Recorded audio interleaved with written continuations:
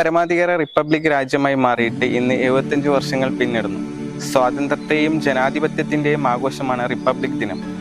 India, that is Bharat, shall be a sovereign democratic republic. 1950 ജനുവരി 26 ഭാരത റിപ്പബ്ലിക്കായി പ്രഖ്യാപിക്കപ്പെട്ട ഈ ദിനം നമ്മുടെ രാജ്യത്തിന്റെ അഭിമാന നിമിഷങ്ങളിൽ ഒന്നാണ്. 1947 ഓഗസ്റ്റ് 15 ഇന്ത്യ സ്വാതന്ത്ര്യം നേടിയെങ്കിലും ഭരണഘടന നിലവിൽ വന്നിരുന്നില്ല. ബ്രിട്ടീഷ് ഭരണത്തിൽ നിന്നും ഇന്ത്യ പൂർണ്ണമായി ജനാധിപത്യ ഭരണത്തിലേക്ക് മാറിയതും ഭരണഘടന അംഗീകരിക്കപ്പെട്ടതും 1950 ജനുവരി 26 ഈ ദിനത്തിന്റെ ഓർമ്മക്കായാണ് രാജ്യം റിപ്പബ്ലിക് ദിനം ആഘോഷിക്കുന്നത്. 1950 ജനുവരി 26 ഭരണഘടന പ്രാബല്യത്തിൽ വന്നു. ഡൊമിനിയനായി ഇന്ത്യ ഇതോടെ റിപ്പബ്ലിക്കായി. ഗവർണർ ജനറലിന് പകരം പ്രസിഡന്റ് രാഷ്ട്രതലവനായി. 1948 ജൂൺ 21 മുതൽ സി രാജഗോപാലാചാര്യായിരുന്നു ഗവർണർ ജനറൽ. സത്യപ്രതിജ്ഞകളുടെ ദിനമായിരുന്നു 1950 ജനുവരി 26 വ്യാഴാഴ്ച. രാഷ്ട്രപതി, പ്രധാനമന്ത്രി, മന്ത്രിസഭാംഗങ്ങളും ചീഫ് ജസ്റ്റിസും സ്പീക്കറും ഒരേ ദിവസം സത്യപ്രതിജ്ഞ ചെയ്ത് ചുമതലയെടുക്കുക എന്ന അപൂർവതയ്ക്ക് അന്ന് ദർബാർ ഹാൾ സാക്ഷ്യം വഹിച്ചു.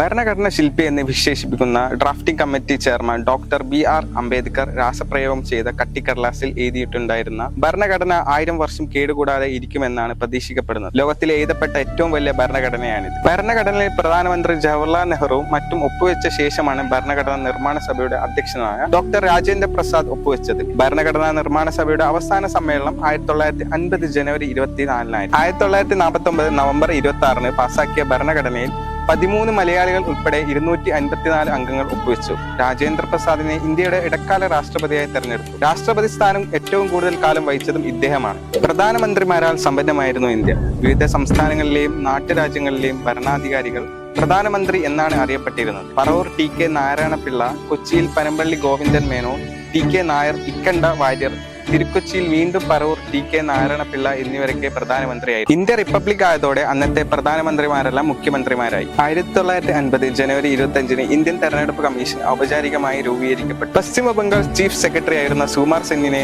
ആദ്യ തെരഞ്ഞെടുപ്പ് കമ്മീഷണറായി 1950 മാർച്ച് 21 നിയമിച്ചു. 1950 ജനുവരി 26 ഇടക്കാല പാർലമെന്റ് നിലവിൽ വന്നു. ജനുവരി 28 പ്രഥമ സമ്മേളനം. തുടക്കത്തിൽ 296 അംഗങ്ങൾ, പിന്നീട് 313 പേരായി 2 മലയാളികൾ ഉൾപ്പെടെ 11 വനിതകൾ ഉണ്ടായിരുന്നു. 1952 ഏപ്രിൽ 17 വരെ നിലനിന്നു. ഇന്ത്യയുടെ നിയമനിർമ്മാണ സഭകളുടെ ചരിത്രത്തിൽ പാർലമെന്റ് ആയിരുന്നു ഔദ്യോഗികമായി അറിയപ്പെട്ട ആദ്യ സ്ഥാപനം. 1ാം ലോകസഭാ സ്പീക്കറായി തെരഞ്ഞെടുക്കപ്പെട്ട GV മാവ്ലങ്കർ നേരത്തെ കേന്ദ്ര നിയമസഭാ പ്രസിഡന്റും കോൺസ്റ്റിറ്റ്യൂവന്റ് അസംബ്ലി സ്പീക്കറുമായിരുന്നു.